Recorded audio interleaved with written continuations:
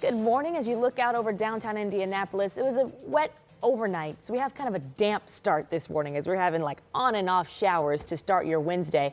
We're glad you're up with us here on 13 Sunrise. You can see the clouds sort of in the back of the downtown skyline lingering for us, and it'll likely be that for a lot of our day. I'm Jalea, along with Julia and Matt, on what is already a wet Wednesday for us. Yeah, and you're going to notice it pretty much all the roads out there pretty wet. Sure. Obviously more severe in some areas than others. But Matt, do we have more rain to come today? And is it kind of a continuous thing? It's continuous, and these clouds are continuous too. It's been gray. Yeah, we asked for it, and then now we're getting it for a few days. We got it in a big way, you know, not just today, but for the next couple of days. Tomorrow will be like this as well. But the big downpours are out of here. Okay. The storms are over. Severe threats over. We're looking pretty good, but it poured for some of us. It did. Did it wake you guys up at all with some of the bigger ones?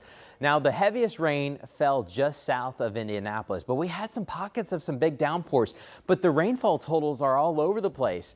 We have totals anywhere from 0.01, so barely anything even registering, up to almost 3 to 4 inches, just depending on where you live. We had some really big downpours right along the state line. In fact, we had some flash flood warnings yesterday evening. And then overnight last night, we had downpours from Ellettsville and Bloomington right through Martinsville, Monrovia, and then Johnson County. We had some of the biggest rainfall totals right up and down the interstate, which actually closed some of the inside lanes. Lindsay's been talking about throughout this morning, but it's a usual spot too by Main Street, that exit as you go into Main Drag of Greenwood. And then the heavy rain persisted right into Shelbyville. Good morning in New Pal to Rushville, Connorsville, especially on the south side of town in Fayette County, southern Fayette County. We picked up quite a bit. And then also some decent downpours right up and down 69 through Lawrence and Fishers, and then up north into parts of northern and eastern Hamilton County, kind of near Cicero, and headed east into Anderson. So we picked up some decent rain for some of us. Now this morning we're stuck in this cloudy and somewhat misty pattern. It's not raining everywhere, but we do have a few light raindrops to track, and we'll have them on and off throughout the day today. So kind of a wet day, but not in a big way. You know, we'll have a few raindrops here and there, and then maybe even some sun breaks later today. But a lot of the day will be dry, but a lot of the day will be cloudy. A little bit of sun later today, though. Got a couple showers passing over parts of Miami County and Logansport, and also a couple showers near Bloomington and Columbus. Not everything's reaching the ground, but watch out for a few light raindrops. Lindsay, you've been watching the raindrops and you're watching traffic. Any slowdowns we need to know about this morning? Yeah, a little ahead of schedule. We're seeing some slow traffic coming into the South Split. So I wanted to start there, kind of show you some of these brake lights. Also saw a couple of emergency vehicles traveling northbound on I-65. This is looking north from that Raymond Street on and off ramp system. So already starting to see things back up a little bit ahead of schedule here coming into the downtown area. Nothing significant, but something worth watching considering the fact that it's just after 6 o'clock in the morning. So right now we are already looking at a pretty decent delay that has built up on I-65 northbound in between Southport Road and the South Split. So coming into the city, that's already a 15-minute delay. Hopefully that number goes down here. So we'll watch that for you on the city's south side. Now I want to take you up to the east side of town, the northeast side, where we've been getting some reports of a crash in the northbound direction of 465 in between 56th Street and 71st Street. So this is looking south from 71st Street. Doesn't look like this is going to be in the direct line of sight in one of our NDOT cameras, but I'm going to continue to monitor 465 northbound for you, let you know if we do see any major issues or delays develop over on the east side of town. All right, Lindsay, and we do have breaking news just into the newsroom this morning. Right now, IMPD is searching to find 2 young missing brother and sisters from the east side. And they want you to be on the lookout as well. 13-year-old Asia Baca and 7-year-old Ricardo Baca. Here's where they were last seen on this map. Tuesday in the 400 block of Colorado Avenue. We don't have a map to be able to show you here, but we can explain that is on the east side between Michigan and New York streets. We want to show you the 2 children that police are looking for this morning. Asia is listed as 4'10", about 110 pounds, with black hair and brown eyes. Her brother Ricardo is 4 feet tall, about 60 pounds, with black hair and brown eyes as well. Again, last seen on the east side on Colorado Avenue near East New York Street. If you have any helpful information that can help police track them down and get them home safely, please reach out to them through 911 or through Crime Stoppers. And again, this just coming down, so it's happened in the last 20 or 30 minutes. So we will continue to keep you updated on this story as we learn more. We're also learning more about a shooting on the city's northwest side that happened over the weekend. Left 3 people injured, and now a 21-year-old man is facing charges. Marina Silva is in downtown Indianapolis with what we know about this case. Good morning.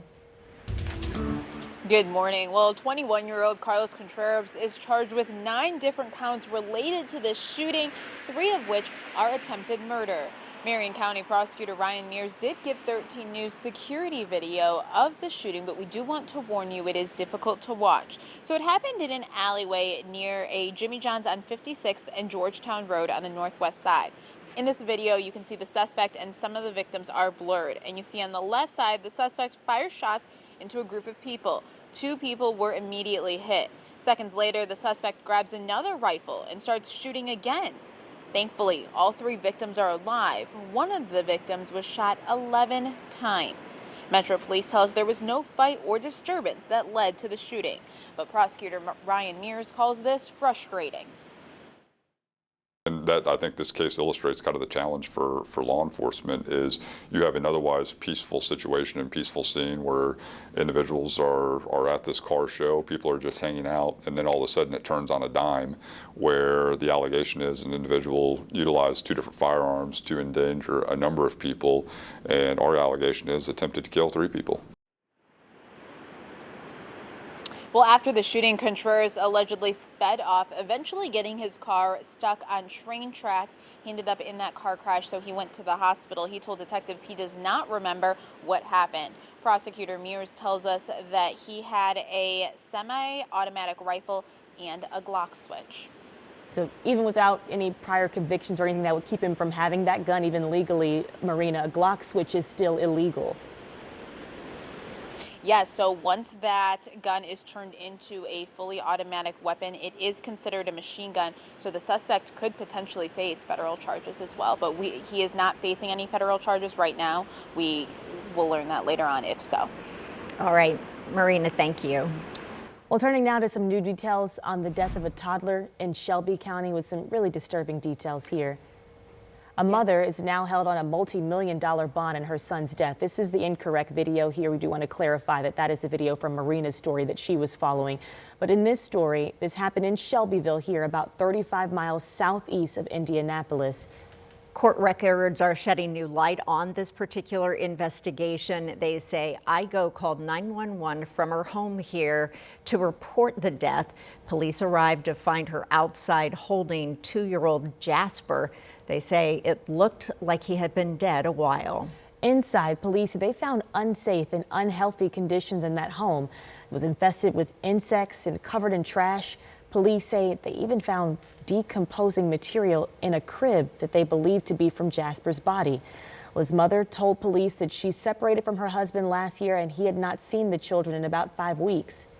At this juncture, it is pretty clear that he did not have the contact with the children for a number of weeks. Obviously, we're always investigating, but at this time, he is not considered as a suspect.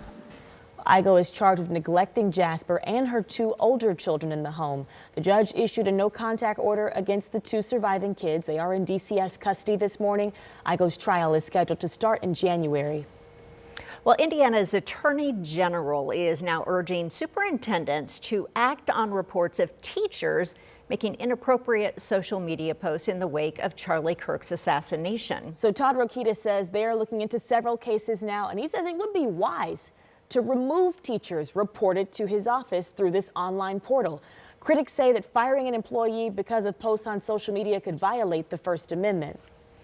Well, AES customers are now getting the chance to learn how their bills are broken down. Yeah, the company hosted its first of 4 community open houses where multiple representatives got to answer some questions face to face.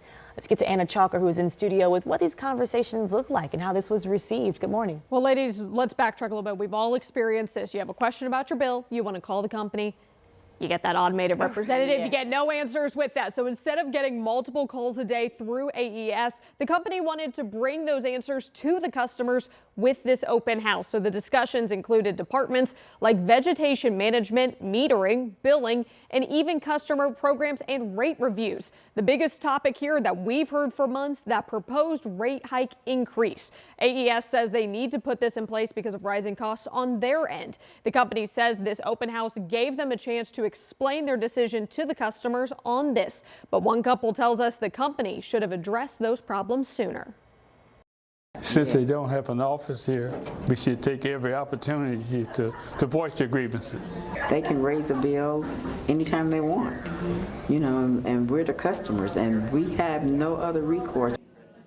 The next meeting is tomorrow night from 5:30 to 7:30 at the Wayne Township Community Center. So the decision on that rate hike is coming from the Indiana Utility Regulatory Commission. That's on the state level with the governor, but we're still waiting to find out who's actually on that board to make that decision. So coming up, we'll hear from the governor about who he's looking for when it comes to making this decision for the customers. Okay, and much like a lot of these customers wanting to ask those questions face to face, Governor Brown will also be stopping by here at WTHR in about an hour. So we'll be able to talk about some of those utility rates and then a few other topics as well. You can see that on WTHF Plus starting at 7. Thank you, Anna, for that update.